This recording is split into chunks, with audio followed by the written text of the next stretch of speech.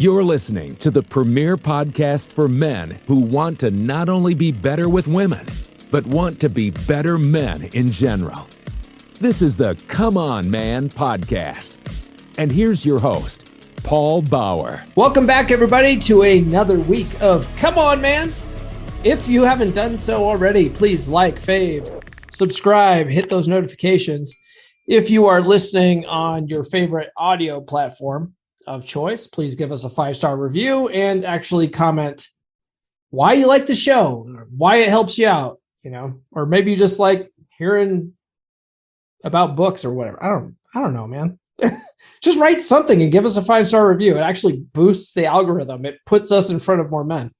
If you think that more men should listen to this podcast, that they could actually learn something, then that's one way you can help out the show. What else can you do to help out the show? Oh, you can leave a comment if you're watching on YouTube. Leaving comments and hitting the like button and all that kind of stuff boosts the algorithm. It's amazing. You know what? I talk a lot about books on this podcast too, and I've started posting a link to my recommended reading. So I went on to Amazon and I created a list of books that I feel are like life-changing type books, right? So these are books that I highly recommend. Most of them are ones that I recommend reading more than once.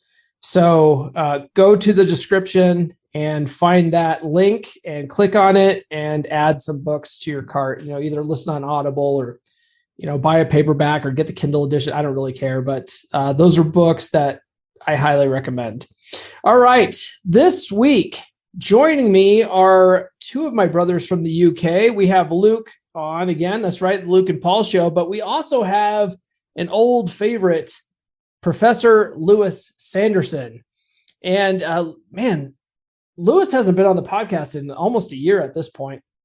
When he came on, I had him come on to talk about his personal, he came up with his own rules of life. I can't remember what he calls them right now. Code of conduct, his personal code of conduct. And so go back and listen to that episode if you haven't heard it already. But I mean, man, Lewis is one of the guys in the 3% Man Facebook group that, he's just a natural leader, and he really understands the concept of frame. And that's what we're talking about today, right? The concept of maintaining frame and why frame is so important. Iron rule of Tomassi, Rollo Tomassi's iron rule of Tomassi number 1 is frame is everything. And there's a reason for that. And a lot of guys are like, well, what the fuck does that even mean? So Luke and Lewis join me today to talk about it. And I will bring you that conversation right after this. This episode is brought to you by GhostBed. You want to get laid, right? Well, she wants to be comfortable while you do it. She doesn't want the spring from your old busted mattress jabbing her in the ass. So up your bedroom game and do her on a ghost bed. The link is in the description. Your purchase helps support the show, and she's going to come back for mo. Win-win. See what I did there? Remember, use the link in the description. Oh, you'll sleep better too, but we all know what you hornballs really care about. Do her on a ghost bed. All right, joining me are two of my brothers from the UK, Luke and Professor Lewis Sanderson. What's up, guys? What's up, bro? How we doing? Hi. It's been almost a year since you've been on the show, Lewis. What have you been up to, brother? Oh, what haven't I been up to? I've been promoted. I'm still with the same girl, so hey, that's gone well. I got a hair transplant as well. Actually, I went and did that. You went and got a hair transplant? I got a hair transplant. Yeah. How's that working? You can't see it now, so clearly it wasn't that good, right? Well, you can see it. You can see it a little bit. Yeah, actually. Yeah. Okay. So all of that's going to fall out and it's going to come back through. So I went and got that done. I'm not bothered about how I look in the short term. So I just thought, hey, do you know what? I've got a couple of grand spare. And I trust the doctor who's doing it, seen loads of good results out there. I thought, do you know what? I'll give it a go. And if worst comes to worst, I'll go bald. I've been bald before, and Yeah. I'm cool with that. So, yeah, let's just see if it works out, you know? I decided to go with, Dr. Robert Glover and Chris Canwell and Rich Cooper's advice. And I'm just buzzing my shit now. I just cutting it fucking short as hell because I'm like, you know what? I'm just going to own it. I'm going to go for the Jason Statham. Yeah. I think it's important you go one way or the other. Yeah. So like if this doesn't come through and I've still got this little wiggly bit, then I'll clip it all off and that'd be that. Yeah. But I thought, I'll give it a go. See if it works, you know, because it regrows. It regrows properly. It's your own hair, and I've got thick hair at the back of my head and here. I'm not fitting at the crown. I've got my Moroccan mother to thank for that. So I've got this thick Arabic hair on the rest of my head. It's just this bit here. So I thought, yeah, let's give it a go. See if it works, you know? Yeah. That sounds good. Yeah. I one thing I do not recommend to guys that have a receding hairline is, they talk about it in Atomic Attraction, is using Rogaine, right? Using minoxidil, because that lowers your testosterone. It fucks up your testosterone, and I'd much rather have a rock hard dick than hair, because you could buzz your head. Chicks dig the buzzed head look. So, you know. Yeah. No, it's true. I fully agree with that. Minoxidil and finasteride both can have really sketchy side effects like that. And that's another reason why I went and had it done, because thankfully in my case, I don't need to take them because they don't think my hair is going to recede back any further than here. So I was like, okay, I don't need to have any permanent medication. Hopefully it's just a case of get the transplant done. That's it. Yeah. If it works, cool. If it doesn't, I'm clipping it all off anyway. So yeah, there you go. Yeah. There you go. Luke was just on a couple of weeks ago talking about the law of attraction. What have you been up to, brother? What have I been up to? I've gone back to work again. I've been doing a lot of improvements on the business, charging people a lot more, getting much stricter with the terms and conditions, which is basically frame control, and it's working. And so we're going to go into that today. What else have I been up to? Doing a lot of work on my health, and I'm doing a revamp on the 6-pack abs video. Yeah, my man. So before we get any further, do you guys like my shirt? Yes. You guys can get one in my merch store. The link's in the description. All right. So like Luke said, we're talking about frame control today and how frame is everything. An iron rule of Tomassi #1 is frame is everything. Always be aware of the subconscious balance of whose frame in which you are operating. Always control the frame, but resist giving the impression that you are. Yeah. Now, there's a reason it's #1 on Rollo's list. Luke, why do you think that is?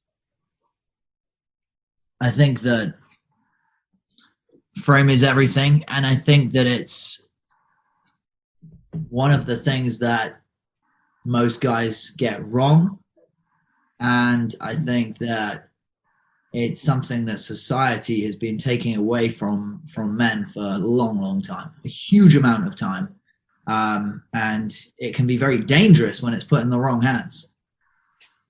All right, Lewis, what do you think? Yeah, I mean, I think it's the root of everything we do when it comes to dating. It's the most important thing, right? My outlook on it's slightly different, I suppose, to Tomassi. My outlook is that the relationship is the woman's idea and the woman's goal, right? So I suppose I'm a bit more true to Corey Wayne on that. Whereas the man's goal is to go out there and achieve all of the things that he wants to accomplish in life. Being settled down in a relationship, yes, it's a nice concept, but it's a thing that goes alongside of his goals in life. So I think that if you have the true abundance mindset of, I don't need a relationship, I don't, even particularly want a relationship, it's just a nice thing to have on top of everything I've got. If you have that kind of mindset, then guess what? Frame control is so much easier because you're building it on a strong foundation from that point on. That makes a lot of sense. I would, it's funny, the more I study these guys, right, Corey and Rollo, the more their concepts are really quite similar. I mean, if you look at Corey's book anyway, not necessarily his podcast where he's got women on and he's asking their advice, but as far as it shouldn't be the man's idea to push for a relationship. Like Rollo talks about that all the time. That's not what men should be doing. I look at this thing like the reason why it's such an important thing is because every guy, like most guys we grow up in this blue pill mindset where we're trying to get validation from women. We're trying to get approval from women. And therefore we're usually as men stepping into women's frame a lot. And, that never works out. That's why I would say there's like 50% divorce rate, at least in the United States. I don't know what it is in the UK, but people I don't think women are happy at the end of the day because men don't have that strong frame. Also, you're not actually in control of your own life. If you're operating in someone else's frame, they are taking control of your life. They dictate where we're going, what we're doing, and even how you see yourself. And the key to frame is the way that you view yourself, the mental point of origin of whose needs you think of. When faced with a decision, a man with frame will think about his needs first before the needs of someone else, whereas a man without frame, the beta male, will think about the woman's needs or everybody else's needs. And these are the same kinds of people who will end up going in and shooting a school or something because they've spent their whole life pleasing everybody apart from themselves. Think about that. Yeah, that's deep. Lewis, I would consider you one of the 3% Man Group's foremost experts on frame. So we've been talking about it a little bit so far, but a lot of people ask, like, what is frame? Can you break that down? Yeah, sure. So frame is the environment and the vibe that you control when you are interacting with women who you are attracted to. That's what frame is. Either you control the frame or the frame controls you. It's simple as that. So if you find yourself itching for words, you find yourself in a bit of a desperate state, you find that you're needy for a certain outcome and you become very outcome focused, that is you submitting to the frame of the environment of which you are in. If you are unaffected by the outcome of the vibe of the situation that you are in with said female, then you are in control of the frame. The word control is something that if you make a TikTok video about dating and you're a man and you mention the word control, you're automatically a fucking misogynist. I just own it now. I just own it. Yeah. Yeah, exactly. So control is a word that men will relate to. Women may not necessarily need to like to hear it, but if you're in control of the frame and you own it and you're very relaxed and you're unaffected by the outcome and you're not desperate of a need, then that is a good start of having good frame. Yeah. I always look at it like it's essentially your own way of thinking, right? And if someone in your life can influence how you think, then you're operating in their frame. Yeah. Would you agree, Luke? Yeah.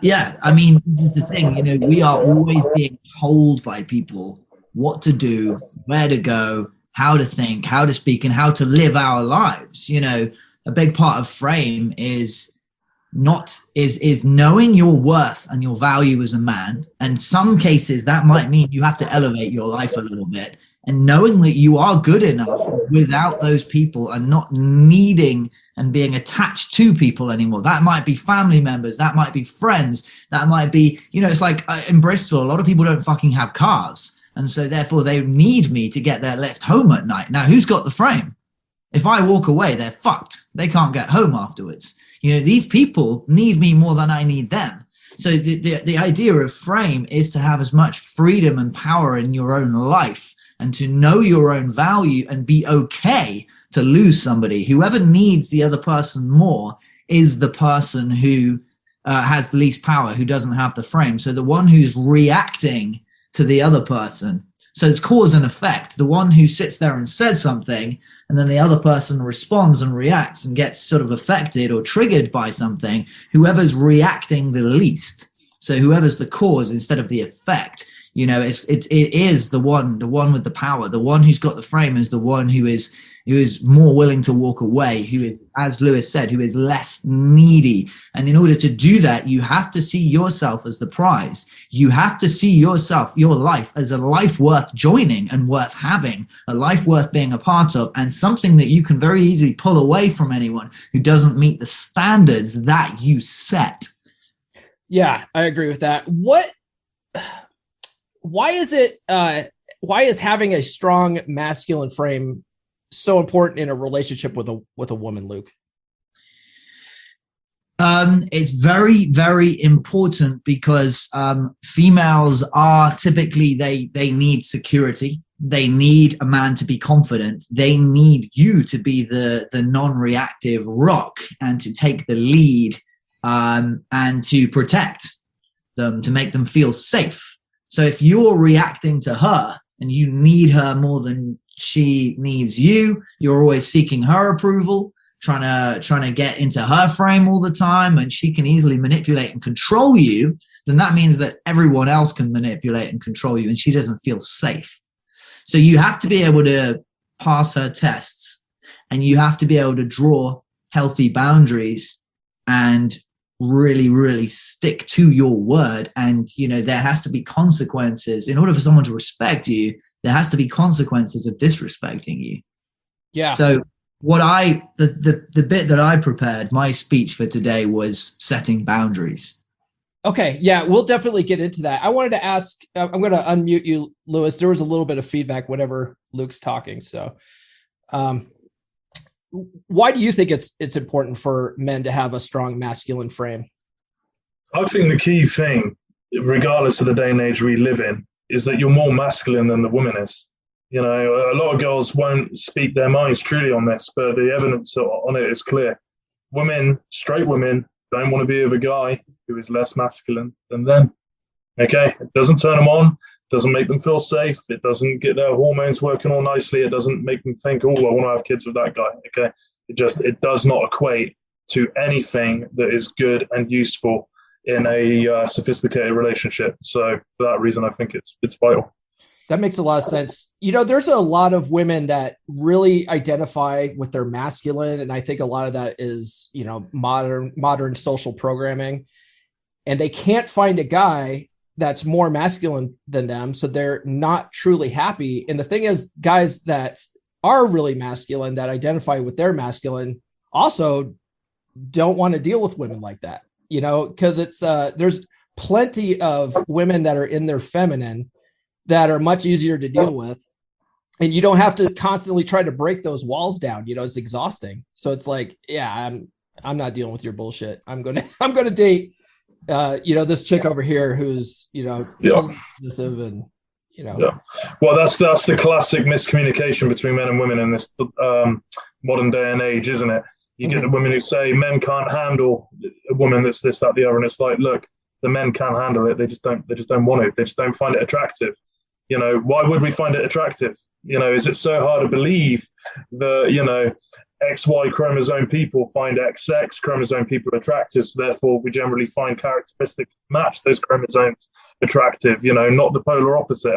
You know, the world's completely fallen on its head, as far as I'm concerned.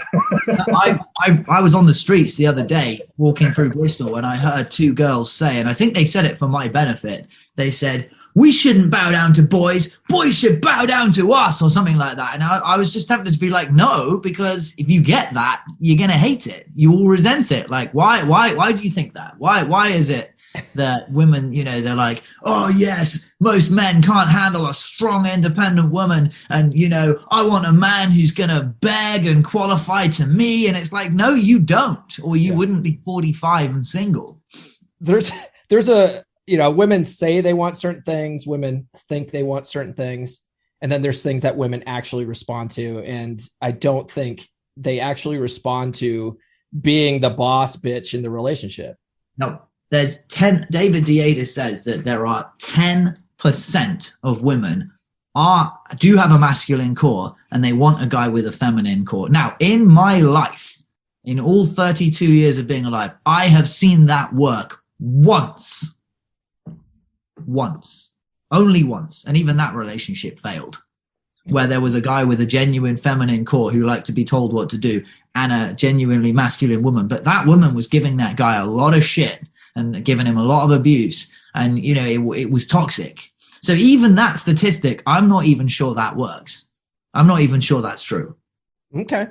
So has anyone ever seen that work and have actual genuine sexual desire for each other?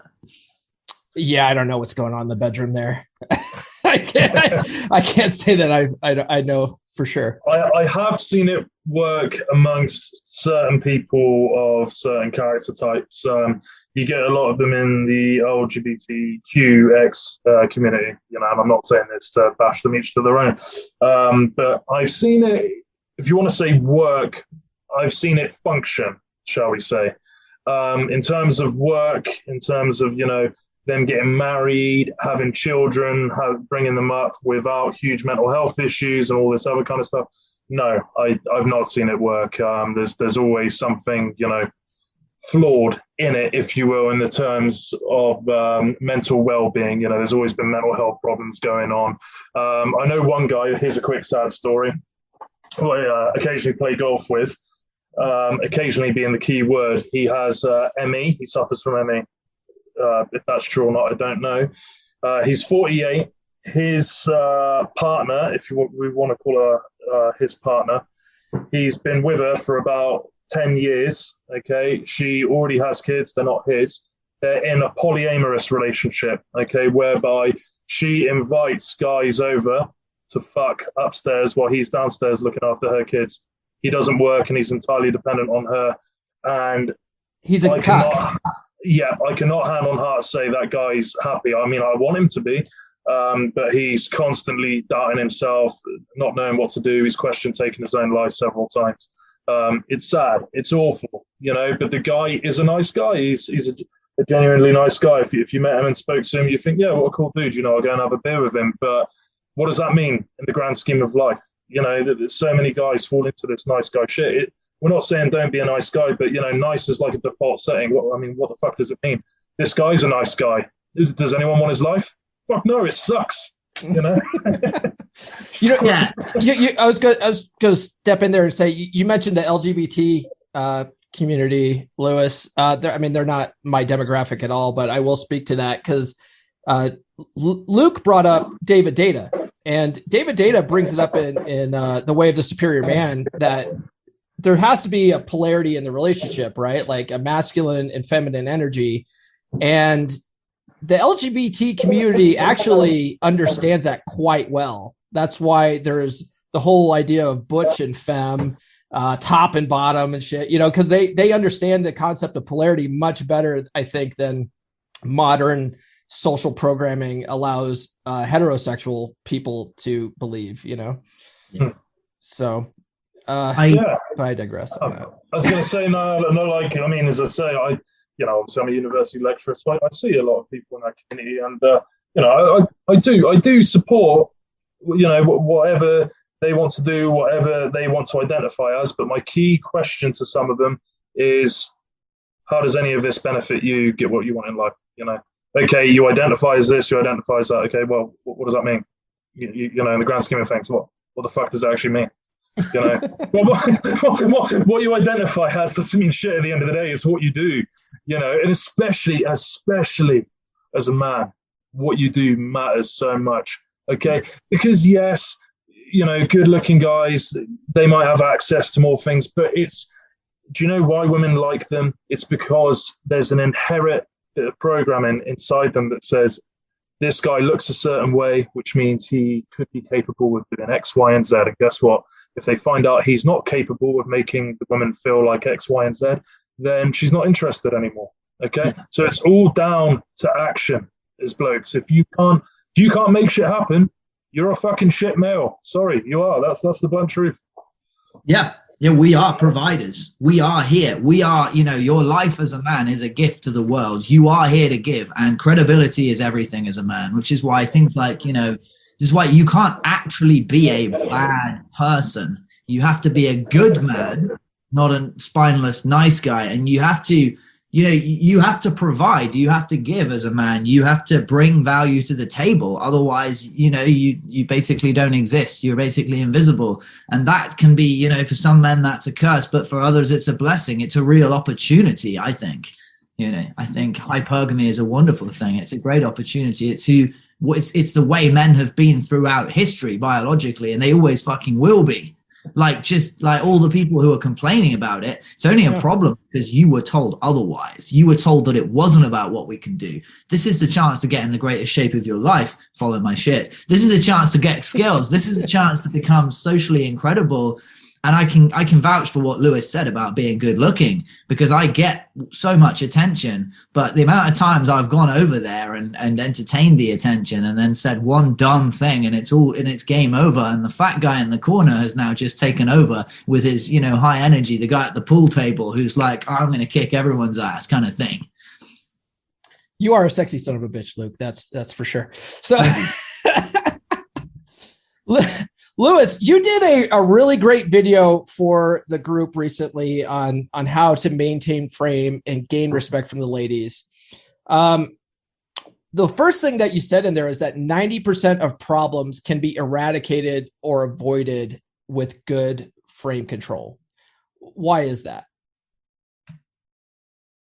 You got to unmute. There you go. Yeah, cool. Yeah. So no, good frame control will eradicate 90% of the problems. And the reason for that is that you're not in a desperate state.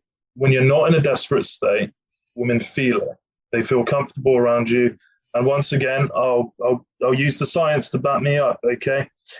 As far as we're concerned, man has walked the earth for 180,000 years, right? That's what we predict, as we are now, as Homo sapien, all right? Now, only for so many 100 years have we changed the dynamic in which we live, okay? So much of it has been dependent on the man being the rock in the relationship, if you will. I'm speaking metaphorically, okay? So when you show signs that deviate from that, woman stops feeling secure around you, okay? Now, this isn't something she consciously thinks about. It's something that she subconsciously feels, all right? And I see so many guys get this wrong, okay? If your woman's shouting at you, she's being aggressive, shouting on her back isn't going to work. Crying certainly isn't going to work. That's something that a lot of guys don't want to bloody hear in this day and age, The way to go about it, or the way I have gone about it before, if I've gone over to, my partner's house because she's not been feeling great, I said, cool, don't worry, I'll come over. I'll bring over a bottle of wine. I'll bring over some food. And I come to the front door. She lets me in. And I just stand there and I look at her and she's like, do you want to sit down? And I was like, no, not until something happens. And she says, what do you mean? And I'm like, come here, babe. And she's like, what? No, you're in trouble. And I was like, yeah, come here, give me a kiss. I was like, we'll talk about it, but bullshit over, give me a kiss. Come on, you look beautiful, give me a kiss. What's up? Come here, gorgeous. I start fucking about. This is what I'm talking about. It's stuff like that. But a lot of guys don't have the balls to do that anymore. They're like, are you joking? If I do that, I'm going to lose her. I'm going to lose her. And I'm like, why the fuck are you scared if you're going to lose her? I'm like, no disrespect to her, but she's going to age worse than you. She wants to have kids. She wants to get married. Is getting kids and getting married top of your priority list as a man? Because if it is, newsflash, you've probably got the wrong mindset on life.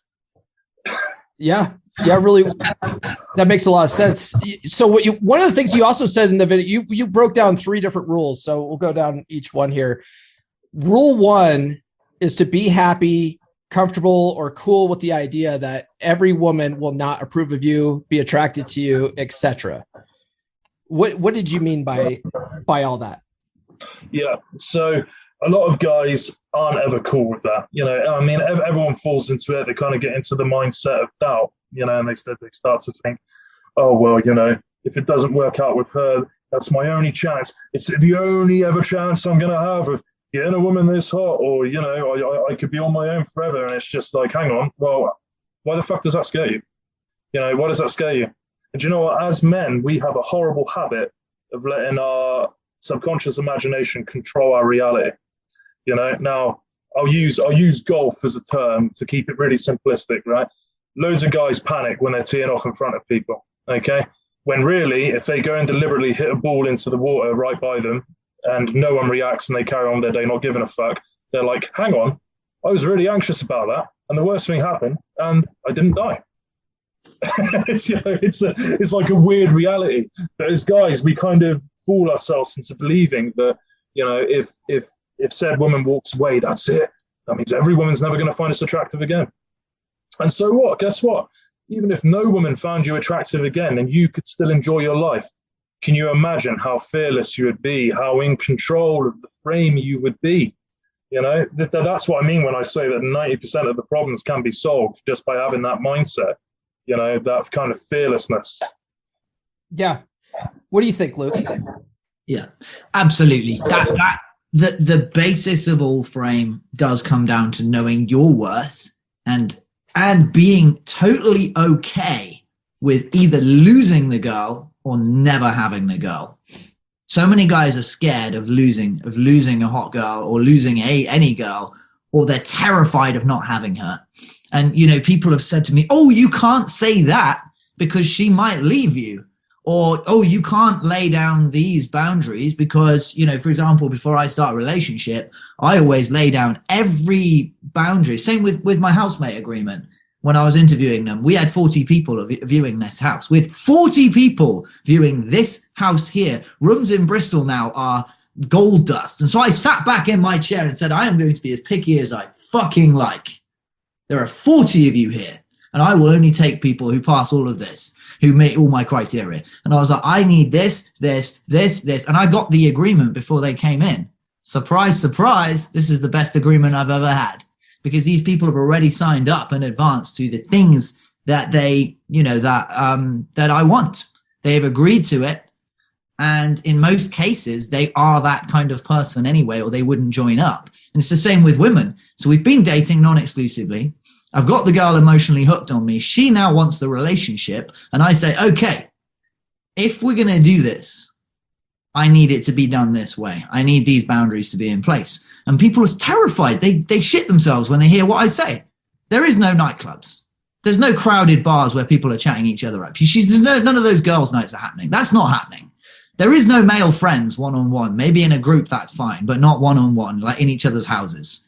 No contact with exes. No dancing with other guys. All of that's off the table. And everybody has agreed to it. And everybody has stuck to it. Since the girl who cheated on me, everybody did it. And if they even went slightly across the line, they knew they'd done wrong and they would apologize to me immediately or whatever. But nobody ever did. Do you know what I mean? They didn't even touch the line. Yeah. But guys say, oh, but what if she doesn't do it? Well, then I carry on. Yeah. There's always another chick out there, man. Fuck. Yeah. You make them decide between you or whatever it is they want. So, okay, so she wants to hang around with her male friends. That's fine. Then she's chosen them. She's going to cheat anyway if she does that. So you make her decide, okay, you get to decide it's girls' night out or it's me. I'm not telling you. And I said in a relationship, when I was in a rocky relationship, I said to her, I didn't say you can or can't do this. I said, I can't control you, but I can control me. And if you do that, I'm ending the relationship. Surprise, surprise. She complied. My man. Not abuse. I mean, the weak man, the weak simps on some of those forums said that's abuse. That's not abuse. That's it's just not abuse. It's boundaries. Yeah. One thing, I put out a video the other day talking about mentality men need to have, and that is they need to have the ability to lovingly detach from the relationship that they're in. Yeah. And be able to set those boundaries. And if like she continues to test those boundaries, continues to maybe be disrespectful or whatever, like you need to have that mentality that you're not afraid to walk away at any minute, Yeah. And it's like the movie Heat, you got to have that mindset. Now, and something has to happen when they do cross the line. Yeah. There's gotta be consequences. Lewis, you said that you think that most guys in the 3% man group lie to themselves about that, right? Being cool with being able to walk away, being cool with not needing women's approval. Why do you think most guys lie to themselves about it? I think they lie to themselves because their behavior shows otherwise, and we trust actions, not words, right? They say all of this, but then the problems that they seem to have later down the line, they always dive into areas of grey. It's never clean cut and simple. It's always, been with my girl for 2 years. We've been having arguments recently. Now she's going out with her girlfriends a lot to like nightclubs, etc., etc. It's like, am I wrong for letting her go out, etc., etc.? They get all screwed up, and the base principle's the same. And it's like, look, dude, there's no such thing really as letting her. I mean, what do you mean by letting her? What, have you got her on a fucking cage and you're opening the door and letting her out? No. Okay, if she wants to go, she's going to go. But what you can say is, hey, look, I don't want to be with someone who goes out clubbing all the time. That's not my idea of a relationship. So how about we keep this casual, and we open up to other people? Say that. But do many guys have the balls to say that? No, because they think, oh, I'll lose her. And the question comes back again, why the fuck are you afraid of losing her? And they say, well, because I love her, etc., etc. And it's like, actually, you love the idea of what she could be. You don't love what this is at the moment. You don't love this behavior at the moment, And I've had talks even with my current girlfriend, and, God bless, everything's gone great so far. But of course, you get little miscommunications here and there and whatnot. And I've sat down with her a couple of times, and I've just said, yeah, these are some of the things I don't particularly love, And she given me feedback. She said, yeah, I'm not a big fan of this either. And I've nodded and been like, okay, cool, let's work at it. There's been times where she's been a bit upset, and she said, oh, well, I don't think it's fair that you like these kind of things. You don't like these kind of things, and I feel that I'm being blah, blah. And I said, look, no one should be demonized for how they feel. All right? It shouldn't be. Okay? I'm never demonized how you feel. If you feel a certain way about me, cool. I fully support it. This is how freedom works. All right? This is the real concept. This is why the whole idea when women say they don't like controlling men, it's like, okay, well, in what way is the guy actually fully controlling? You can always walk away. If you're a real strong, independent woman, you've got the option of walking away like we do. If he's physically beating the living fucking shit out of you, then that's a different story, Yeah. Wholly against that, of course, but yeah. And at which point she should walk away. Yeah, and she should tell someone for sure, because that's dangerous as fuck, obviously. Now we're really getting into frame. Now we're in. Now this is the point now where I'm like, yes, this is the kind of frame control that we really needed to get into. Who owns the power, who can walk away from who, or or even collaborative, like what you're talking about. And what control really means. It's control of your own fucking life. That's what it is. But how many people actually have the, frame control is, the fact that I can walk out that door right now. I can leave. Well, if I was, say, staying with my friend who was paying my bills for me, and, who was driving me everywhere because I didn't have my own car, I didn't have my own job, and I was living on his couch, can I walk away from that guy? No. Whereas, am I in that position now? Am I in the position in my own life to walk away? Do I have the control and power over my own life? And a lot of these guys don't. The big one that stuck out to me was a guy who said, my girlfriend's being bitchy and cold with me. And I mentioned it to her. I asked her about it, and she said, I'm overreacting. You don't fucking ask. You say, hey, I don't like these behaviors. If this behaviors continue, we're done. I'm going back to my life. Because I'm happy. My life is good. I don't need that, and I don't want that, and I won't tolerate that. If this continues even like a second longer, it's game over. Understand this. You're going to learn. Well, I think the way you said that just there sort of brings us into Lewis's rule number 2 here, which is never lose your shit with women. Yep. Yeah. Never, ever, ever. And you know what? I suppose this was about to say kind of nicely comes in here as well.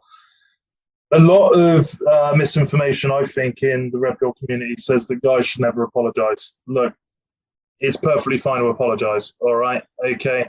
I gave an example just there of my current girlfriend where, she said something was unfair. And I was like, look, fairness has got nothing to do with it. Guess what? She's told me a couple of times I shouldn't have done something. I sat back, I thought about it, and I've been like, do you know what? You're right. I fucked up there. My bad. Sorry. Nothing wrong. Nothing wrong with doing that. If you own it, you say it once, and that is it. but you don't lose your shit. Once again, this is frame control.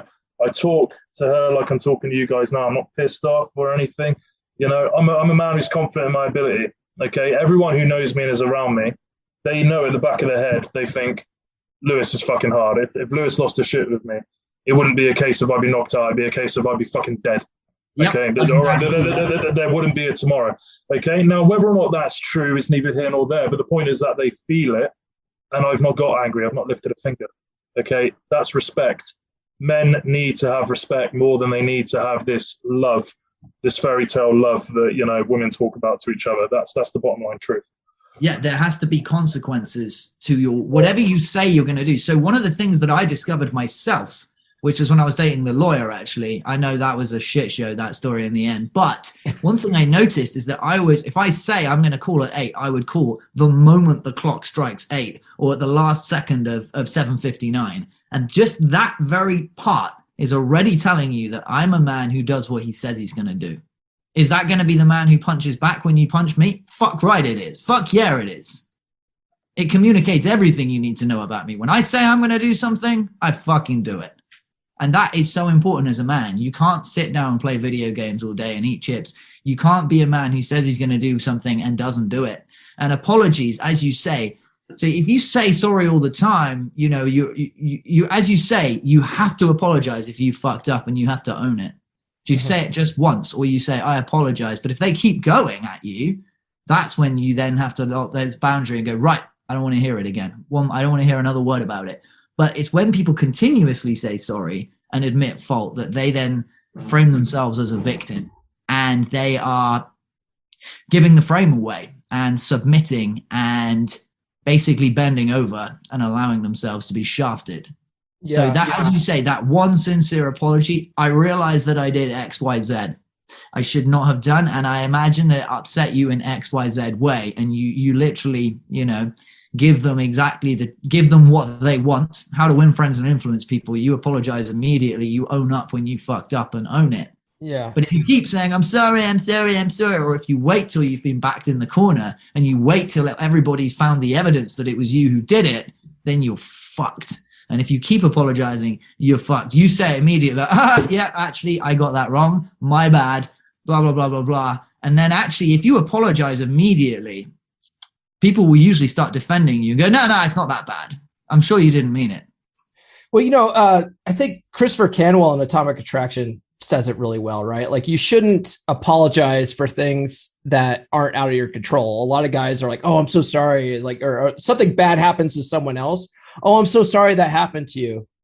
Like, you shouldn't be apologizing for shit that's totally out of your control, but you should absolutely apologize and own stuff when you genuinely fuck up. And even then you should say, I apologize, as opposed to saying, I'm sorry. Yeah.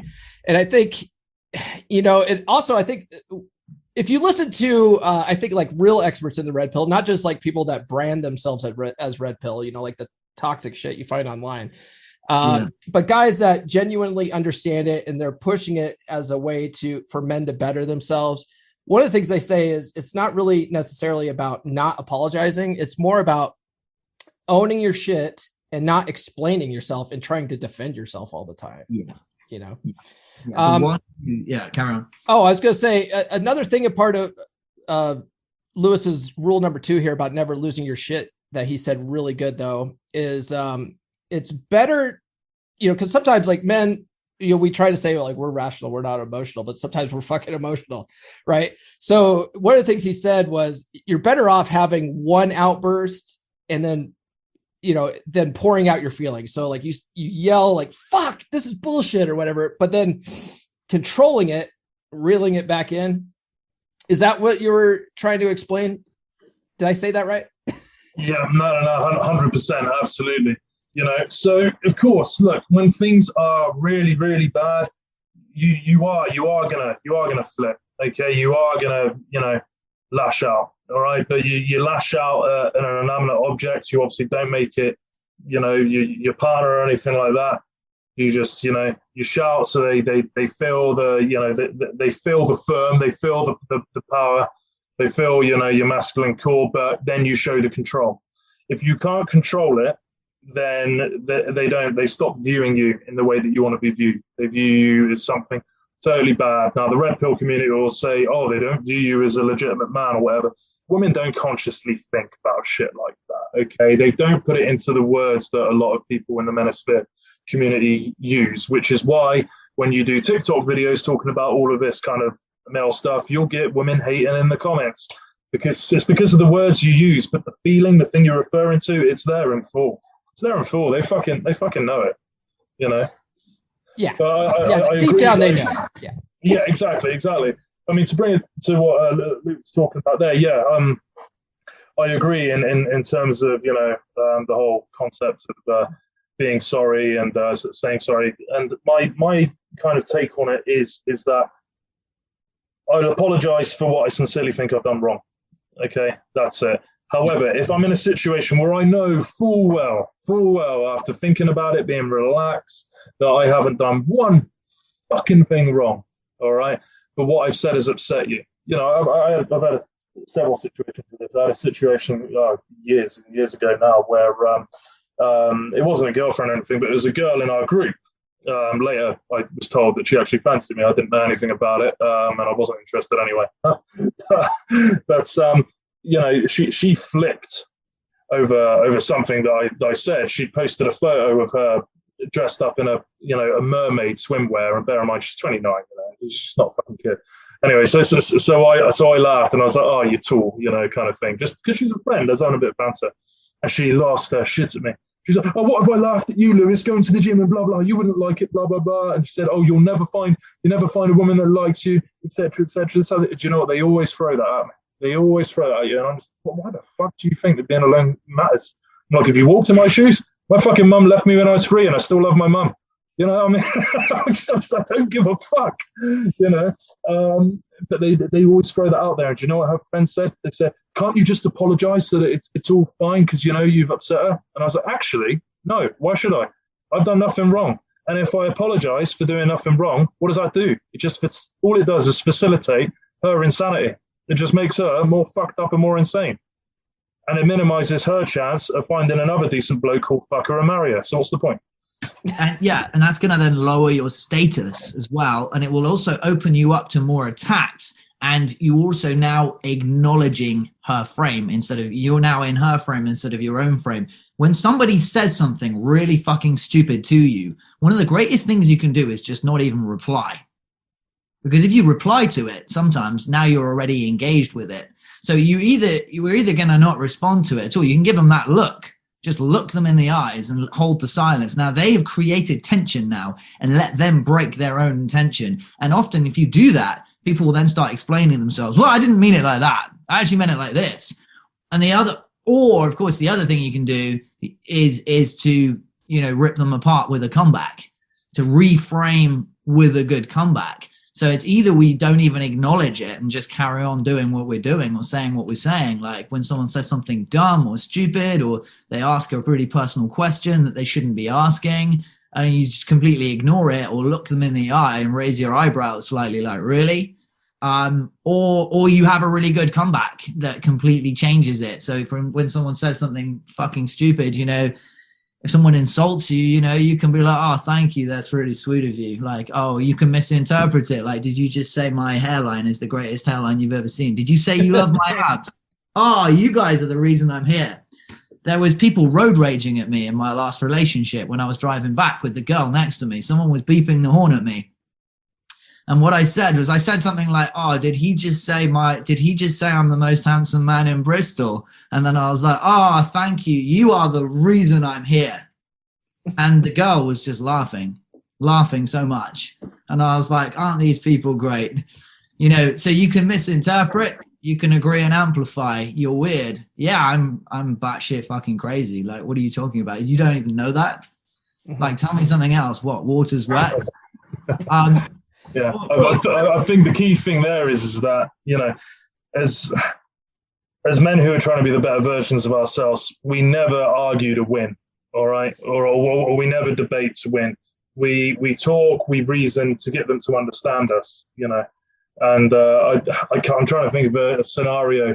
I had quite a memorable one in regards to road rage. You know, guy thought I cut him up. I totally didn't, etc. He beeped and he pulled up next to me, in the lane next to me. I could see him winding his window down. He was about to say something. And I couldn't think of anything to do. So I just started to pretend crying. I was like, like that. And all of a sudden, he just started pissing himself off. And he's like, and he just carried on driving. So very quickly, that kind of got across the point of, fucking hell, mate, is it the end of the world? If either of us collided with each other? No, who cares? Just have a laugh and get on by days. So he was in a good mood. I was in a good mood. And I was just thinking, fuck, that came naturally. That weird kind of shit came naturally. But I knew what he was thinking in that moment. And he probably knew what I was thinking. So we debate and we converse to get people to understand us. We don't do it to win. We don't give a fuck about winning. Yeah, that makes sense. So let's go into the last rule here, your rule number 3, which is never tolerate disrespect. And you said if they disrespect you, you can tell them and be firm, but you have to be calm about it. Yeah, 100%. Once again, being calm is the key thing. If you're a calm guy, that solves so much stuff in relationships. Women don't really like these guys that are kind of hyper and all over the place. They might when they're younger, but once again, the second their baby making hormones kick in and all that shit, no, they don't necessarily like that as much as they like the calm guy. So yeah, if you are being disrespected, by your partner, by your woman, then yeah, you do need to call them out on it. You do need to say firmly, concisely, in as few words as possible. All right, and you don't say anything until they apologize. You remove yourself. You stay nice and quiet. And if they never apologize and it's still a problem and they keep on doing it, then you remove yourself from the situation. You don't tell them that you're breaking up with them for that reason. You stop giving them the attention. Women need your attention. They need your attention much more than we need theirs, I assure you. Yeah. So, and I always say, if you're still in the room with someone who's disrespecting you, I'm sorry, but you're a simp. Unless you live with them, if you're still in the room with them when someone's being rude to you, you've just trained them that you're a piece of worthless shit. Your attention means nothing because it's not hard to get. You're not going to lose it. And, fuck, this guy has no boundaries. He has no standards. He's a nobody. So she's going to shag the postman. If she knows that she can disrespect you and you're just going to stay there, you've got to remove yourself. You've got to leave. Yeah. At the very least, get in your car, go get some late night fucking Taco Bell and listen to a podcast in the parking lot and just remove yourself from her presence, right? Like, don't give her that attention. Be like, you know what? Even if if you live with her, that's an option. You can say, you know what? I'm gonna step out for a little bit. I can't be here with you right now, and fucking walk out. She will rethink what she was thinking about. Oh yeah. Well, that's it. And once again, this to anyone who's listening to this, men, women, whatever you identify as included. This is not manipulative behavior. It's not. Okay, it's freedom of fucking will. Both sexes can do it. I mean, everyone can do it. It is pure freedom of will. Okay, there is no law on what you like and what you don't like. Okay, that is completely down to you. And if you don't like it, guess what? As an adult, it's fully down to you to have the accountability to remove yourself from that situation. If it's reached a point where you no longer care for it. Yeah.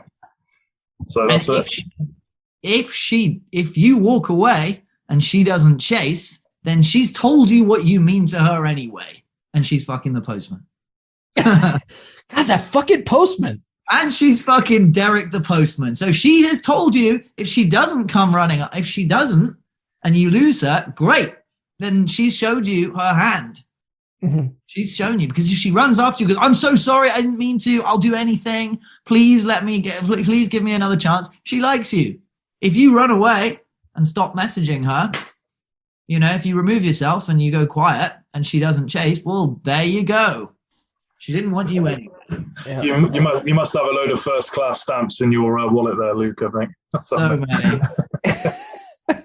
So let me, I think we're almost at an hour here. So let me wrap up with this idea that we can chat about. If let's say you're in an LTR, or, marriage or whatever, if you've lost the frame in the relationship, do you think it's worth trying to regain the frame? Because some might even say you probably never had it to begin with. But what do you think, Lewis? I think it depends on how long you've been together, what commitments you have, if you have children, etc., etc. Generally speaking, if there are no long-term ties, i.e., you don't live together, you don't have children, and you're not married, then no. Generally, you don't try and regain the frame. To be honest, it's kind of a beautiful thing, because even if you were married, had children, the rest of it, the path that you would take would still be very much the same. And the path of the man is the freight train. And it is very much the case of, I'm a very tolerant guy, I'm very reasonable. And look, to be honest, as men who have, grown up and been refined, we are quite tolerant. We're not as fussy, we're not as picky, we're not as fucking sensitive as women. That, if that's wrong, then shoot me. I don't care. It's if people think that's wrong, then I can give a fuck. It's what I believe to be the truth. We're not as sensitive. All right. So the sex that is so tolerant, which is what we are, for us to have those few boundaries where we say, absolutely not, don't do that, I don't like it, etc., etc. If they carry on pushing that, and guess what? That is the point where you say, I don't give a fuck if I've got kids of you, I don't give a shit if I've got a house of you, I don't care if I've got a marriage of you, I will still walk away if you push me fucking far enough. Don't try it. Okay? You don't say that. You don't say that to them, because the fact that you've needed to say that to them, all right, shows weakness in their mind. They'll clock that as weakness. But if they can feel, and if they truly believe that's what you will do, guess what? They're going to be more cooperative. Yeah, but I feel like that's perfect if you've led with that from the beginning and you've maintained that. But if there's so many guys, like Rich Cooper calls it betatization through 1,000 concessions, right? Like you start operating in your woman's frame as soon as she starts doing little things like, hey, can you start putting your colored socks in the colored bin? And, you start acquiescing to these little things. Over time, you eventually lose frame. And it's like, it's almost subconscious for men. They become these betas in the relationship, and then they're Googling shit online. Like, how do I get my wife to have sex with me and shit? Guess what? All women soon change when they realize that other women want to fuck you. Yeah. They soon change. They'll change regardless of if they started to take on the frame in the relationship. Okay. Mm-hmm. Once again, if you're not afraid to lose them, that's base level 1. Okay. That stops you acting needy. That stops you being so submissive. 2, if you start improving yourself and you go out and you do things and you're not afraid of losing everything, the house, the wife, the kids, etc., etc., and she notices or believes that other women find you attractive, find you valuable, she'll change. She'll change in a fucking heartbeat, regardless of what's gone on before. That's what I believe, anyway. Adding on to that, a lot of women. So you were talking about, what they say they want, what they think they want. There's another bit that goes on to that, actually, which I think it was Ross Jeffries said. There's what they say they want, what they think they want, and then what they respond to, which is the unflattering truth. A lot of women actually think they want to fatten the guy up so that other girls won't want him. But when they fucking do, when they fed him all those cookies and said, oh, you don't need to wear those tight tops anymore, you don't need to have those muscles, when they get what they want, it is, it's postman time. Because the truth is, Postman Pat's coming back. Because this, as Lewis said, when you're on a date with a girl and the waitress starts flirting with you and all the girls on the street start eyeing you up because you look good, because you're in the early phases of your dating life. When you're single, you're in shape. If you're not in shape, you need to, you know what I mean? When you're single, you usually look amazing. Like, your body of a young man knows that it needs to reproduce, and it knows if it's not getting laid. And it's like, it knows that it has to be in a prime optimal shape. Most men, when they meet their partners, they're in great shape. That's why we have the honeymoon period where they fuck you to keep you, and to fuck you to qualify themselves to keep you around. When I was out and about with beautiful women recently, and you see the waitress flirting with me, and and then girls on the street start flirting with me because I've been talking to people all day. I'm socially loose. And of course, you know, when they see you with a good looking girl, they all want you. And as long as you're still taking care of yourself, you're dressing nicely for the date, it'll always end in sex. It always does, assuming you're not needy, etc., etc. But, you know, a lot of these guys who've got no frame, they know that like this was maybe like the first girl they met at work or something. They don't have a quality dating profile.